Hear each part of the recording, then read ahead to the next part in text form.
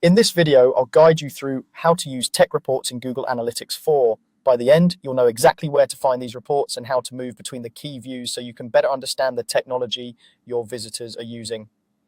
To start, open your web browser and go to analyticsgoogle.com. This is the main entry point for Google Analytics 4. If you're not already signed in, log in with the Google account that has access to your analytics property. Once you're in, make sure the correct account and property are selected at the top. This matters because different properties will show different data, and you want to be sure you're looking at the right website or app. Now that you're on the main Google Analytics home screen, look over to the left-hand side. You'll see the primary navigation menu running vertically. Today, I'll show you how to move from this main menu into the specific tech reports that GA4 offers. In that left menu, find and click on the option labeled Reports. This is where most of your standard out-of-the-box reporting lives in GA4. When you click Reports, you'll be taken to the reporting workspace. Here, Google Analytics organizes reports into several sections such as acquisition, engagement, monetization, and more. For tech reports, we're going to focus on the area that relates to your active users. In the reports section, look for the part that deals with users in real time or active users. Within that area, you'll see a section called Tech. This is where GA4 groups reports about the technology people use to access your site or app. On the left side, under the relevant user section, click on Tech. This tells Google Analytics you want to explore reports related to devices, platforms, browsers, operating systems, and similar technical attributes.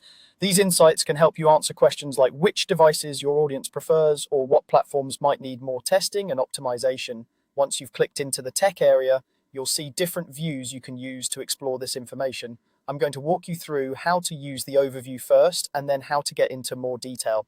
At the top of the text section, click on Overview.